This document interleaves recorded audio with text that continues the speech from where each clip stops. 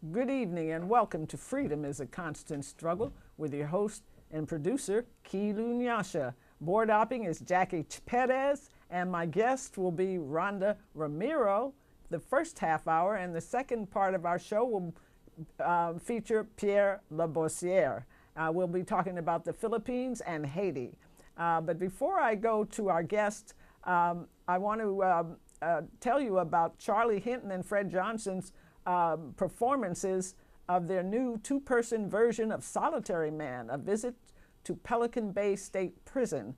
And this will benefit the San Francisco Bayview newspaper, which mails their newspaper to more than 3,000 prisoners every month throughout the United States. The first performance, and Fred will be playing the trumpet as well as one of the prisoners, and Charlie will be playing his visitor.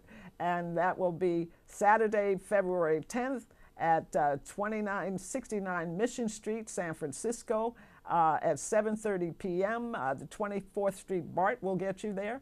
Wednesday, February 14th, yes, it's Valentine's Day, at 518 Valencia, San Francisco. The show starts at 7 p.m. and 16th and BART station will get you close. Both shows are $10 to $20 sliding scale, but no one will be turned away for lack of funds. Following the performance, there will be more music by Fred, who really has a new album out, by the way, and an update on Pelican Bay and the agreement to end hostilities. There will also be a discussion why the Bayview matters. So I hope you'll be able to get to at least one of those two performances. And now I want to introduce my special guest, Rhonda Ramiro, a founder of Bayan USA. She's been active in the movement for national democracy in the Philippines since the 1990s. Founded in 2005, Bayan USA established the first overseas chapter of the Philippines-based Bagong Alyansang Makabayan, which means New Patriotic Alliance, or Bayan for short, a nationwide multi-sectoral alliance of over 1,000 grassroots people's organizations with a membership of more than 1 million people fighting for national and social liberation of the Philippines.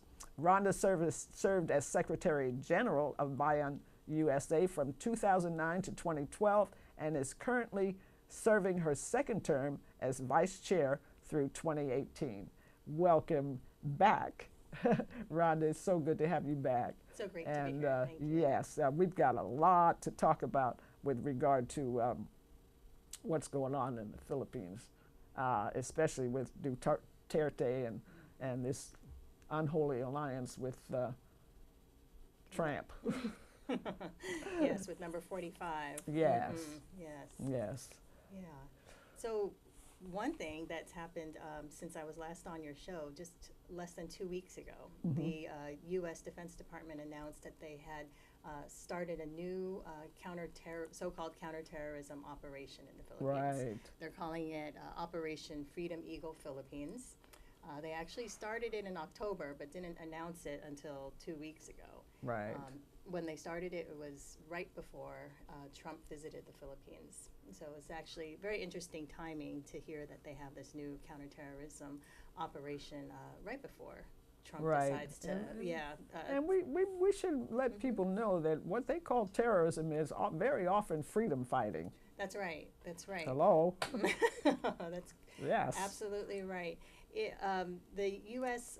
started this operation under the guise of fighting ISIS-affiliated militants. We don't really know whether they're ISIS-affiliated militants or people funded by the CIA to, really?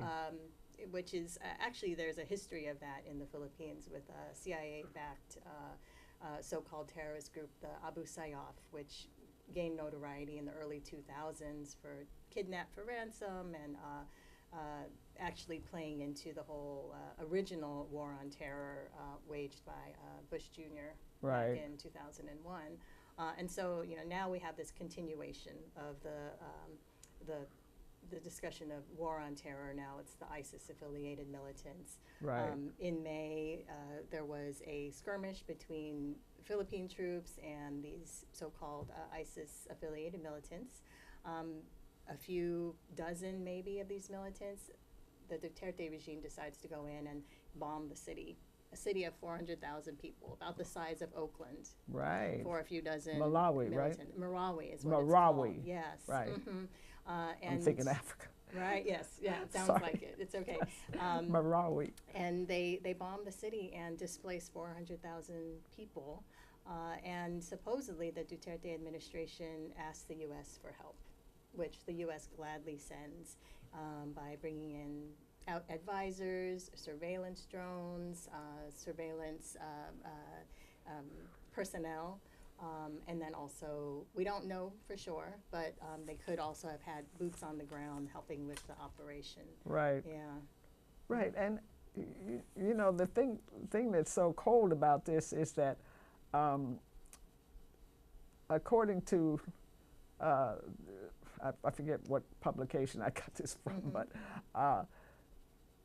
the first 9 months of Duterte's presidency, more than 2,500 killings by police and 3,600 by vigilantes, for a grand total of about 7,000 dead in the first 9 months. That's right. Talk about that. I mean, Yes. this is the context in which the Orange Nightmare goes to Right. have a tete-a-tete and give him more military Exactly. assistance. That's right.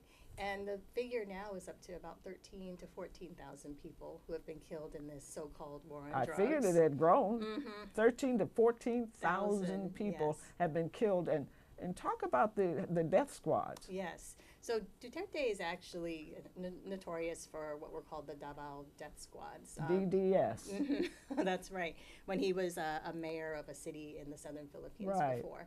Now that he's president, he's kind of unleashed that on the entire country, primarily in the urban areas, primarily aimed at poor people. They slap them with the label of being a drug dealer or a drug user, and somehow that justifies the police killing these people on the street. It's basically 30 people a day being slaughtered in this so-called war on drugs. It's really a war on the people. It's a war on the people. I mean, a we war talked on the about poor. a war on the poor here, where they were locking us all up and stuff, and of course killing some. And, yes. But this is outrageous. That's right. That's right. And this is the context in which Trump is pledging complete support to Duterte, increasing military aid this year to the Philippines. We're looking at probably a package of around 70 million, when in the past few years it's been around 40 to 50 million. So it's a lot more money, which is going to be funding these death squads. Now they're going after the poor in this Right. so-called war on drugs. And then there's also Duterte's war on people who are Moro or Muslim in the south. So that's Right. the bombing campaign on the city of Marawi and the island of Mindanao. And then he's conducting a counterinsurgency war against, people that many consider to be freedom fighters. Right. Yeah. Yeah, and talk about the freedom fighters. They've been around for a long, long time, the New People's Army. Right, right. Yeah, so ever since 1969. Right. I've been following them as much as I can because you don't get a lot of news. Not a lot of news, that's right. They're considered, it's the longest running national liberation struggle in Asia, they say. Right. And they're still fighting for what they believe is a socialist future. So down with the current system, out with U.S. imperialism, out with U.S. troops and intervention and imperialism and all of the economic oppression that goes along with it. So I was just in the Philippines in November. Right. We did a peace mission near the city of Marawi where the bombing was happening. And we have the displacement of 400,000 people. But what we learned while we were there was that that whole region sits 400,000. 400,000 people displaced. And where did they go? They're in evacuation camps. They're in evacuation centers. They're living with family. I mean, these camps, I don't know how people live there. Yeah, I don't know how people live there. They probably look like the refugee camps that we see in Syria and places. Exactly, yeah, they're tarps, basically, yeah. People are living outside. And the people said that aid came for the first 1 or 2 months, and they don't know when the next shipment of aid is going to come. It's so irregular from the government. Wow. With no right to return either. That's the other thing they're being told. They have to show identification and proof that they lived there or owned property there, but people left with the clothes on their back. The government was bombing the city, so they left with nothing. They have very little identification. No one's been allowed back in. And it's prime real estate. If we look at the map, it's along the coast. It's a coastal city, prime real estate, if you want to look at it from a development perspective. And what we saw while we were there were plenty of government tanks going in to do some of the so-called rehabilitation of the city, cleanup and so forth. But then we also heard about U.S. aid and aid from China coming in to rebuild, but not rebuild homes for the people, and not with the people being there to say what they want, but actually for tourist resorts. Eco-tourism is the new buzzword same there. thing everywhere. Yes, yeah. That's when they're doing it in Puerto Rico. They're doing it in Haiti. Exactly. Yes, and it's so militarized. So the aid is militarized, and then what it's for is for outside business interests to come in and take over the land where people used to live. And so The Philippines must be beautiful, huh? it is beautiful. When I was there, I just couldn't imagine living there and then having to leave such a beautiful part of the island. And yeah, so that was, and that's just one place. What we know is that there are throughout the southern Philippines rich deposits of minerals, so nickel and copper and even gold.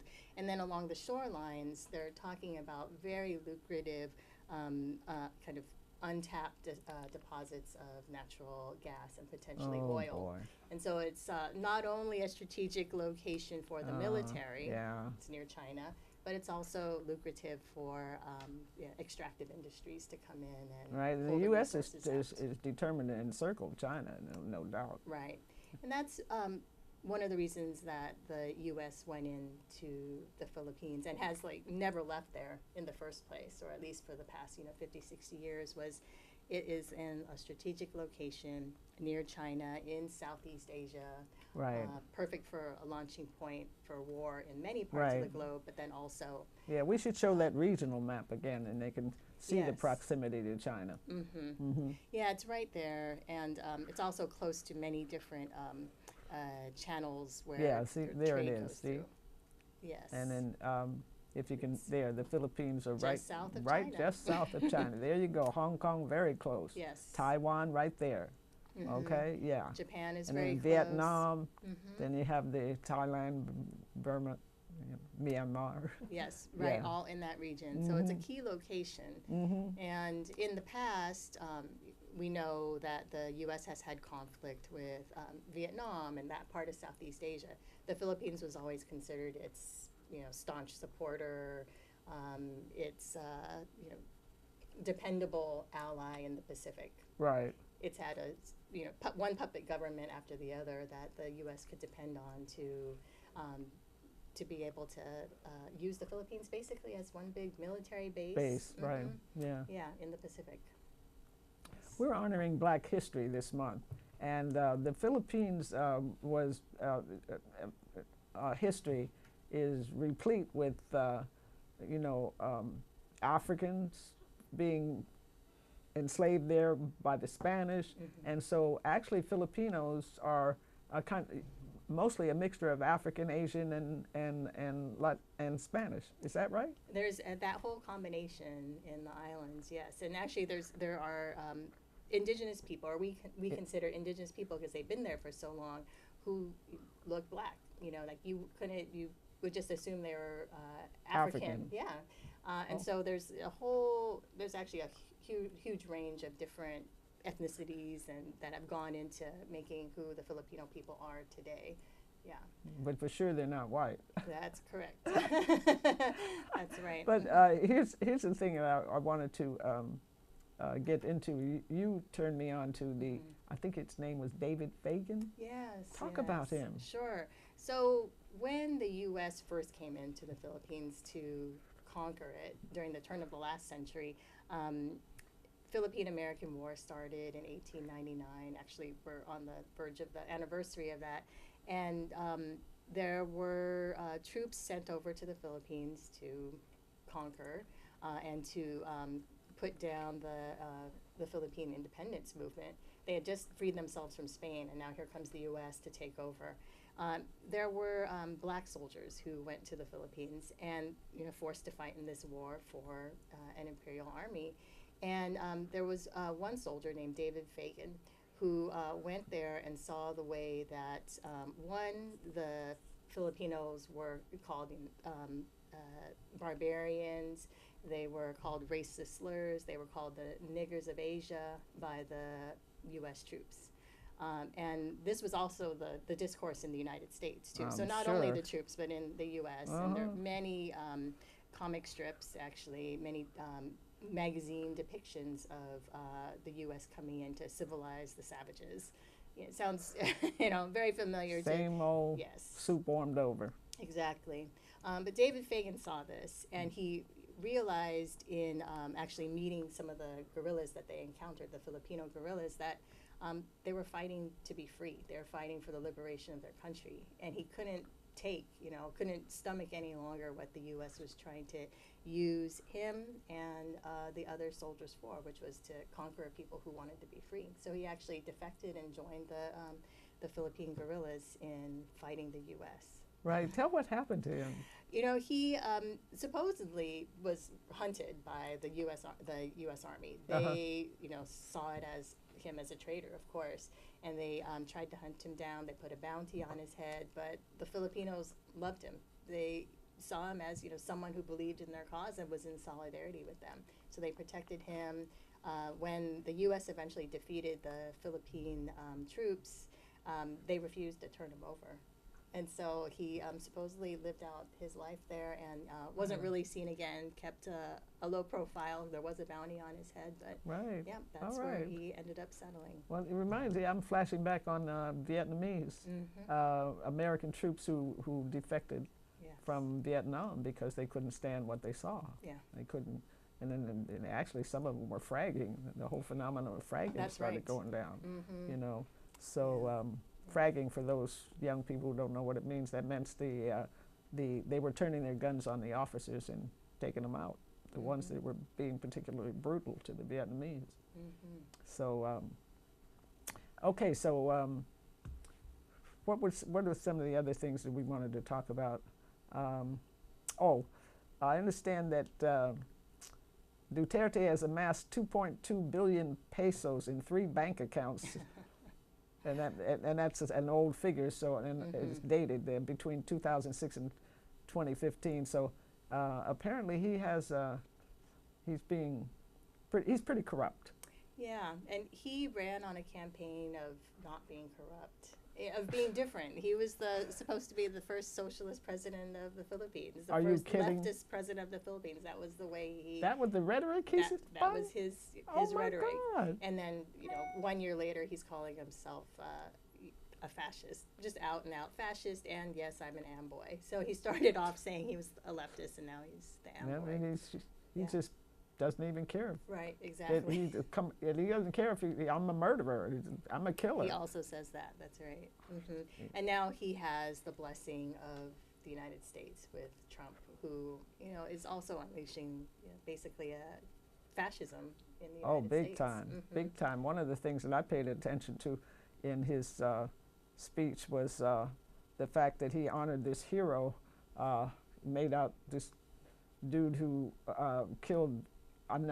arrested 400 people or something, made him a hero, and he's an ICE agent, and he says he's going to hire thousands more like him. So that's pretty scary. It is. Especially since they've just been going after immigrants and just randomly and just attacking, splitting up families. The splitting up of families is just horrendous, snatching people away from their jobs and school and home and just leaving their families in limbo. I mean, it's unbelievable stuff. You wonder. That's right. We really are living in fascism. I'm flashing back on when George Jackson said 40 years ago or something, fascism has temporarily succeeded under the guise of reform. Well, honey, it's succeeded now. That's right. Yeah. It has succeeded. There's no more reform There's- either. It's yeah, just and, yeah, and open, blatant fascism. exactly. Yeah. And that requires revolution. It's got to be a revolutionary move next. That's And what it looks like in the Philippines. yeah, there has to be a revolution. Mhm. But I think that like I can't think of the person's name, the gentleman's name who just passed on, made the transition, and I wish his name would come to me. But he was a strong advocate of nonviolence, and he was, reiterating all the various types of nonviolence there are: Yes. boycotting, striking, protest, nonviolent protest, sit-downs, every kind of But boycott, strikes, everything that you can think of doing, we need to do today. BDS, the whole thing, boycott, divest, Yes. sanction. We need to be very conscientious consumers. We can do that. These are things we can do. Right. We can't go out with a gun and blow up anything. And who wants to? And, enough of that. What we need to do now is resist, resist, resist, I think, in every possible way Yes. that we can as ordinary people, everyday people, and speak up. That's right. I was really amazed at the courage of people in the Philippines to stand up to this monster Duterte and what he's doing. Oh, good. That- Tell us about it. Yes. So when we started off our peace mission there, the first day we actually attended 3 anti-Trump protests. We went there when Trump was visiting the Philippines, and they were huge. There were tens of thousands of people. Oh, good. Saying that Trump is not welcome in the Philippines. Trump go home. The Philippines is not for sale. When I looked at the people on the street, they were just ordinary people. Some were on this march in the 90-degree heat on cement or on blacktop, and they had no shoes. I mean, they're poor. The people in the Philippines are very poor, but they weren't afraid to stand up and say, we know Trump's here to make things worse for us, to try and take even more resources, the little that we have, and to place more military here. We don't want it. And they were out there protesting. And then when we went to Marawi, into the evacuation camps, even the people there were standing up and forming their own grassroots organization of survivors, saying that we are going to stand up for our right to return, for our right to get back what we lost from the government, and to many of the people who were in the evacuation camps were women and children because their men had been locked up, rounded up for being suspected militants, or they had been killed in the firefights or in the bombing raids, innocent people. And so they wanted justice for that. Right. And so things are very bad, and the repression is really severe in the Philippines, but the people aren't backing down, and they're standing up and getting organized, protesting, and demanding justice for themselves and for a change in the status quo. Right on. And what is your organization, Bayan, doing here? And Yes. in connection with the struggle, what are some of the things that you're Right. doing? Well, a lot of what we do is education because there's so little news about the Philippines. But we protest the Philippine embassy in Washington, D.C. We protest the Philippine consulate locally here in the Bay Area to say that Filipinos in the U.S. and people in the U.S. in general also don't want this to continue happening. We're trying to advocate for no military aid going to the Philippines. We ourselves are also getting organized. You had talked about the crackdown on immigrants and undocumented immigrants. We actually have, the estimate is around 1 million undocumented Filipinos in this country. Organizing migrant worker Filipinos and undocumented to be able to stand up for their rights and also trace back, the situation that they're in to the conditions in the homeland where, if they could actually make a decent living with a decent wage, have land for their family, have land that's not poisoned by extractive industries, they might actually like to stay at home rather than have to. Most people would like to leave. stay at home. Exactly, rather than not to be leave refugees. And yeah. Really. Move 3,000 miles away to be undocumented and in the shadows. No. I know. And we're running clean out of time. Sure.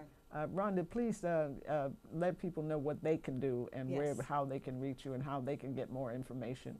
First of all, we have an event coming up. So I'll report back from our trip to the Philippines. It's on February 9th, Friday, February 9, 6:30 p.m. at the Bayanihan Center, which is 1010 Mission Street Oh, in I've San been Francisco. there. Yeah, it's Yes. a nice venue. It's Yes. perfectly accessible. Exactly, Yeah. yes, close to the Civic Center BART. Yeah.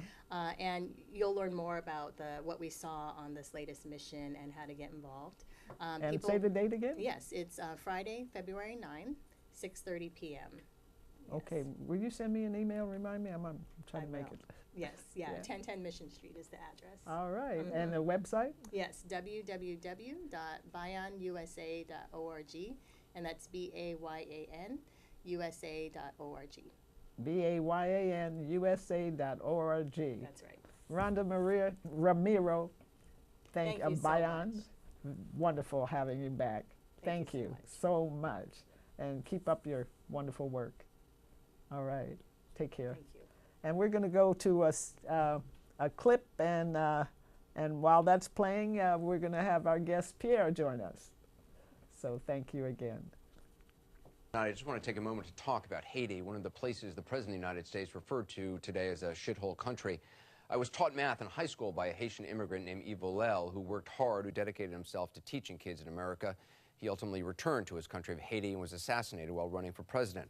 I spent a lot of time in Haiti. I first went there in the early 1990s as a young reporter. In 2010, my team from CNN was the first international team of journalists on the ground after the earthquake struck. I spent more than a month there and have returned many times on assignment and on vacation. Like all countries, Haiti is a collection of people. It's rich and poor, well-educated and not, good and bad. But I've never met a Haitian who isn't strong. You have to be to survive in a place where the government has often abandoned its people, where opportunities are few, and where Mother Nature has punished the people far more than anyone should ever be punished. But let me be clear tonight. The people of Haiti have been through more. They've been through more. They've withstood more. They fought back against more injustice than our president ever has. Tomorrow marks exactly 8 years since the earthquake struck Haiti. A 7.1 magnitude earthquake killed anywhere between 220,000 and 300,000 people. The actual numbers will never be known because they were buried in unmarked pits. 1.5 million people were displaced. For days and weeks, without help from their own government or police, the people of Haiti dug through rubble with their bare and bloodied hands to save complete strangers, guided only by the cries of the wounded and the dying. I was there when a young girl named B, who'd been trapped in rubble for nearly a day, was rescued by people who had no heavy equipment. They just had their God-given strength and their determination and their courage. I was there when a 5-year-old boy named Monley was rescued after being buried for more than 7 days. Do you know what strength it takes to survive on rainwater buried under concrete? A 5-year-old boy buried for 7 days. Haitians slap your hand hard when they shake it. They look you in the eye. They don't blink. They stand tall, and they have dignity. It's a dignity many in this White House could learn from. It's a dignity the president, with all his money and all his power, could learn from as well. On the anniversary of the earthquake, on this day when this president has said what he has said about Haitians, we hope the people in Haiti who are listening tonight in Port-au-Prince, in Jacmel, in Benet, in Miami, and elsewhere, we hope they know that our thoughts are with them and that our love is with them as well. And on that note, we have Pierre Labossiere of the Haiti Action Committee with us. Thank you. And he's the co-founder of the Haiti Action Committee. He's originally from Haiti, has lived in the United States since 1971, and has been a dedicated activist in the struggles to liberate Haiti. He's a supporter of Famille Lavalas, the organizing party of Haiti's majority, led by former President Jean-Bertrand Aristide. Pierre has tirelessly championed Haiti's grassroots movement for self-determination and independence from U.S. imperialism. Pierre traveled to Haiti to monitor the presidential election campaign that was replete with voter fraud. He'll provide us with an update on the critical situation in Haiti, where the reactionary forces are terrorizing Haiti's resistors, the majority of the Haitian people. Welcome, Pierre Labossiere. Thank you, It's Kilo. wonderful to have you back. always a pleasure to be on your show. Thank you so we much. can just close this out. And in true, freedom is really a constant struggle. Yes, it is. As I was listening to Anderson Cooper and speaking about the situation and the awful racist comments of President Trump. I know. And I say President Trump because that's his title. He is the president of the U.S. But it follows in a line of, it's been a continuous policy by the various administrations in the U.S. since Haiti, since African people, enslaved Africans, broke their chains, defeated the troops of Napoleon, the British and the Spanish, and declared themselves free, an independent nation. And that's, by the way, folks, our heroic black history. That's correct. And welcomed everyone who needed asylum. Anyone who was fleeing slavery and oppression found a home in Haiti. Wow. Haiti welcomed them. Right. So I say this because it's relevant today. Right. And one of the things that you mentioned about the terrorism that's being applied, that is in existence in Haiti by the state, by the Haitian government, and not only that, by the occupation forces of the United Nations that are doing the dirty work of the U.S. administration, and the French and the Canadians, is that one of the teachers of Anderson Cooper, I'm not sure he mentioned that in this video, but he mentioned it other places, was a man by the name of Yves Volel. And Yves Volel was a former military officer in Haiti who went into exile in the early 60s from the dictatorship of Papa Doc Duvalier. He used to be like many Haitians who lived in New York. I knew him very well. He was part of many demonstrations in those days against various things that were chiefly against the dictatorship of Baby Doc Duvalier, but also in support of Haitian refugees, people fleeing the dictatorship of Haiti. And in those days, too, we used to unite a lot with our brothers and sisters from Latin America, from Africa, from throughout the world, and in solidarity with all of them. I used to live in New York during the 70s and the early 80s, so I remember those days very well. Well, after Baby Doc fled Haiti, Yves Volel returned to be part of the rebuilding of the Haitian nation. And what happened was, as he stood, he was an attorney also. Right. And Baby Doc had fled during the years of 86, 87. There were, the dictator had fled, but the dictatorship still remained. And so, even though he was a former military officer, one of his classmates was in charge of the government, General Nanfi, but they tried to assassinate him. And it was clear that it was the Haitian military that tried to kill him several times. But then they finally succeeded. I believe it was in October of 1987. As an attorney, he was determined to free people who were being jailed by the Haitian military. And he called a press conference in front of the headquarters of the Haitian police. And he was in front of the press, foreign and national press. A group of Haitian police officers came and killed him right there, on the spot. And that is in October 1987. A month later, as Haitians lined up to vote, they were assassinated by the Haitian military and the members of the Tonton Macoute. Now, oh, well, wait a minute. Back up a little bit. Tonton Macoute. The Tonton Macoutes. The Tonton Macoutes were Duvalier's death squads. Right. And when he fled, they shed their uniform and kind of blended in. In those days, they became attached to the Haitian military. So they called them attachés instead of Tonton Macoutes. But people still refer to them as Tonton Macoutes. That's who they were. Which literally translates to boogeyman. Boogeyman, meaning that when they catch you, they just disappear you. Or they kill you and your family. Nobody dares to ask you. And they do some brutal killing, too. Oh, brutally. So these days, they have changed their name. Later on, they became members of FRAP, and they are still called attachés, Tonton Macoutes, and Zenglendos, you know. And those are all names that fit that category of people. But they're employed by the state. You see, they do the death squad. Backed up by the U.S. Backed up by the U.S. The reason I raise that, it's because President Trump made these racist comments about Haitians However, what he hasn't said is that the U.S. is responsible for this. It was U.S. foreign policy that created that. And I wish that members of the media, with all due respect to Anderson Cooper, that was very beautiful what he said, but being that Yves Volel was his teacher, they treat Haiti always, it's always when there is a crisis, as if nothing is connected with each other. Right. So that brings me to the coup d'etat of 1991 and 2004. Who did these coups d'etats? These were those very same people who killed Yves Volel, Anderson Cooper's teacher, who organized the first coup d'etat of 1991 against the elected democratic government of President Aristide, and again, those very same people did the coup d'etat of 2004.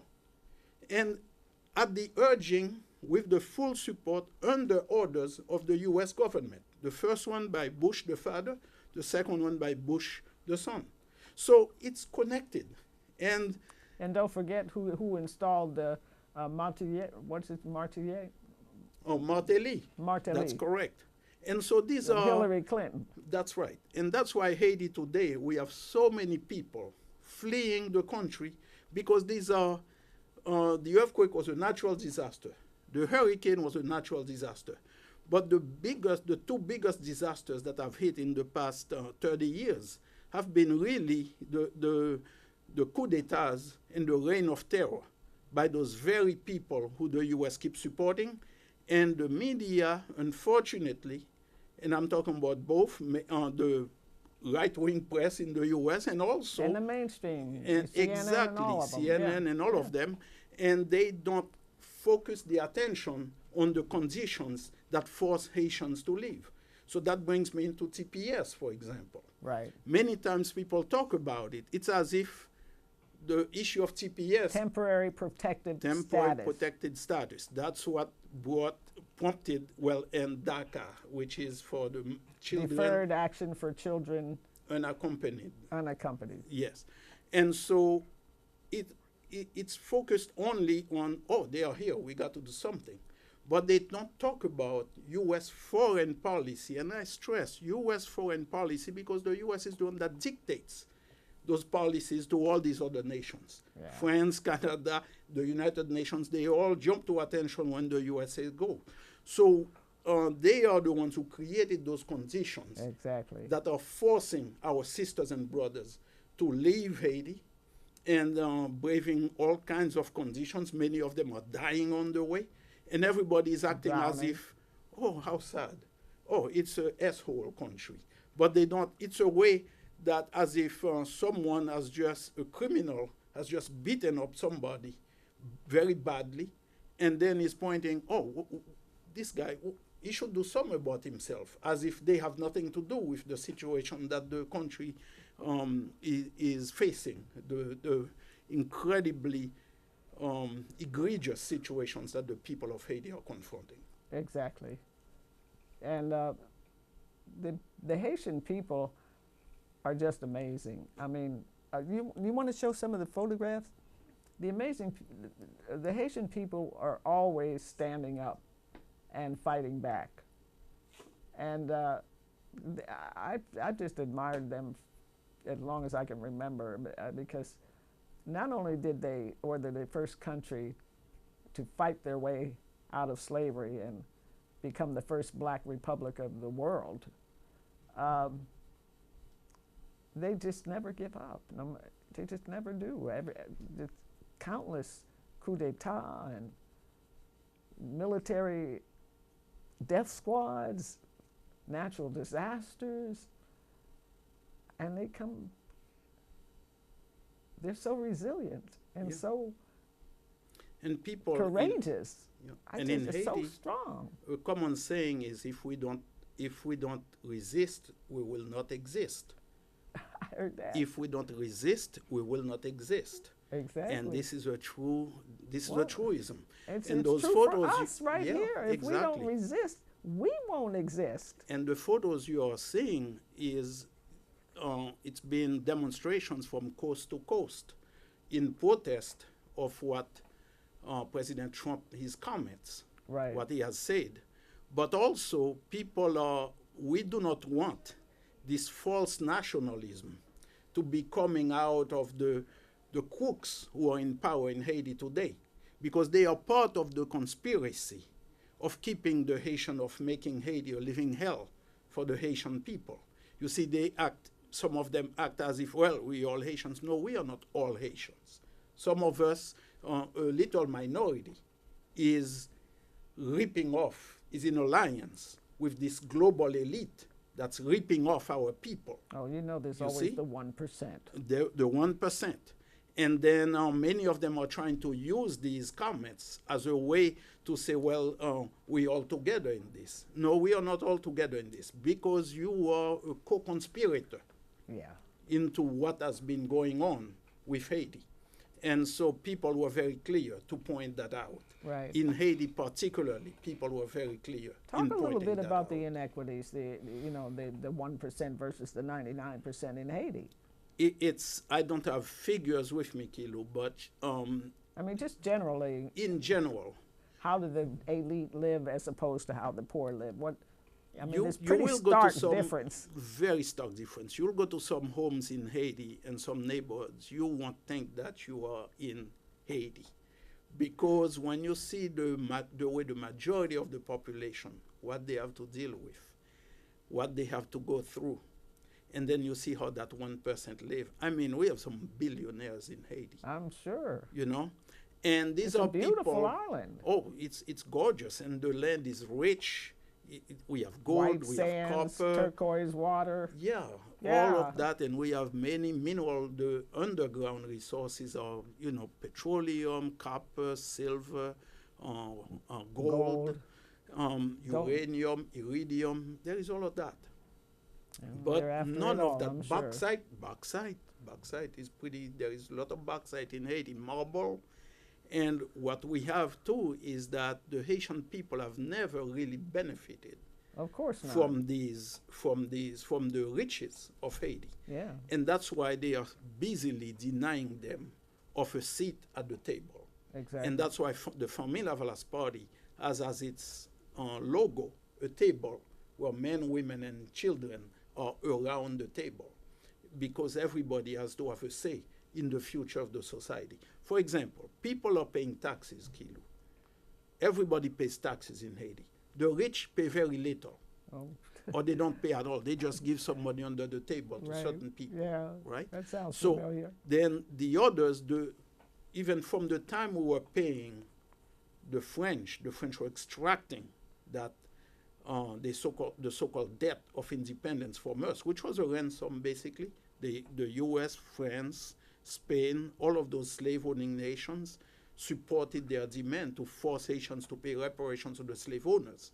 But from 1826 to 1947, Haiti had to pay the equivalent of $21.7 billion when it was calculated back in 2002. So that contributed a lot to the impoverishment of the population. Those taxes came off the back of the poor in Haiti. It was the poor who were paying that. They never got anything in terms of services, such as schooling, such as hospital, medical care, nothing or wards so that trade within various communities could take place to develop the country. Mm-hmm. So what we had also was Haiti, as part of the payment, we had to cut a lot of our forest. See, they love today to blame the poor in Haiti for the deforestation of the island. But it was not. It started as part of that payment as well. Our forest, our timber was exploited, and our labor. So this is what has impoverished the majority of the Haitian population. Do you remember when we went out and marched around Disney's store? Yes. Because we were protesting and we were in solidarity with the Haitians who were striking Disney garment factories in Haiti because they were being paid 27 cents an hour. I'll never forget it. That's 27 right. cents an hour, and they demanded 50 cents an hour. And the No, a day. I'm sorry, Kilo. I believe it was a day. 50 US cents per day. Really? Yes. I think that's what it was. That's right, because it's only $2.50 a day now. Yeah. Okay, the minimum wage or something. Yeah. Oh. Okay, well, the Haitian workers protested and struck, and they said, we demand 50 cents a day. And they said, screw you, we'll go to China, and they did. Yeah. Of course, the Chinese workers rose up, and the company said, screw you, and they went to Bangladesh and Vietnam. I mean, you know, Yeah. we workers of the world have to unite. No, Because that's definitely. exactly what they do. Definitely. They leave one poor country and go to the next and exploit the labor there. And, you know, and of course these governments, they don't give a damn as long as they're getting paid. Most of them are just so corrupt Yeah. and so capitalistic now that they don't care about the people. And as long as they get cheap labor, they don't care. And part of what is going on in Haiti as well, there is this campaign of terror that you had mentioned earlier. Because in Haiti, there was an investigation conducted by a commission of the Haitian Senate, and it was In into about 5 minutes. it was in trying to find out about what happened to the money of the Petro-Caribbean. Now, we are not talking about the Clinton-Bush Foundation yet, okay? Right. Just the money from Venezuela, which was providing Haiti low interest, very low interest on oil, and and Haiti would sell the oil, and the profits from that are supposed to be invested in roads, in schools, in local infrastructure, hospitals, and what have you, clean sources of drinking water. But what happened? The money evaporated, Tell me. and so many people haven't. The poor, the majority of those who have been hurt by the earthquake, 300,000 people died in that earthquake. Many were made homeless. I think 1.5 million people displaced.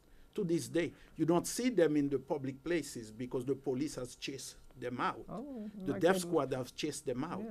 but they're in the back alleys. So what has happened is the Senate Commission put out this report and named names, people who are in charge of that money.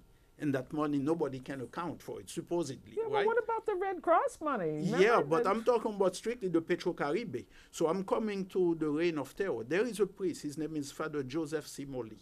He preached a sermon on December 8th, which is a big Catholic holiday in Haiti, and in a stadium full of people, Right. where he denounced the corruption. Now, he was echoing the words of the Pope, saying, don't tolerate corruption. So he denounced the corruption, and he says, this may cost me my life. And do you know, Kilu, 13 days later, December 21st, that priest was murdered Wow. by a group. It's, according to witnesses, 2 men and 1 woman Oh. who fired on him and killed him. And you heard nothing about that in the press. When did that happen? That happened on December 21st, Oh, my. 2017. And that's what I'm Wow. saying, CNN and all of them, nobody reported on that. There You see, go. the Haitian people, we talked also, you remember the massacre that occurred on November 13th, where the police killed, according to various, at least 10 people were seen as having been killed. Others, their bodies were not found. There has been nothing about that in the Right. press. In addition to other killings and other things other destruction of property, burning down people's homes, because people were demanding that there be some accounting into the corruption that's raging in Haiti. One more thing, there's a gentleman who's in charge of the cafeteria, the school lunch program. Some big money came in for that program. And according to him, the government told him to resign. And he refused. He wouldn't resign because he had been dealing fairly, making sure that the kids would eat. So they wanted to replace him by somebody else who could take the money and do some other stuff with it, you know? And he was a very honest man from all accounts, from everything I've heard. And, you know, a group came by his house and opened automatic gunfire on his home. And he gave an interview, and he talked about that. Now, he was selected for that job by the international community, quote unquote, the European Union, right? You heard nothing about it. Then he said he would not resign. The next thing I heard through somebody else, that they fired again into his home. And this time he's living in exile. You see? So and none of this is out there. Now I'm talking about these are high-level people in Haitian society. Right. People who held official positions, Right. official posts. And so this is the situation. And so you don't hear anything about that. You see? Right. So what I know time is a little bit We short. got about a minute. And I just wanted to close by saying we want people to be aware that this situation is what's happening. When Trump makes these remarks, well, it speaks volumes of him and who he is, because we know he can't hide him, what he is.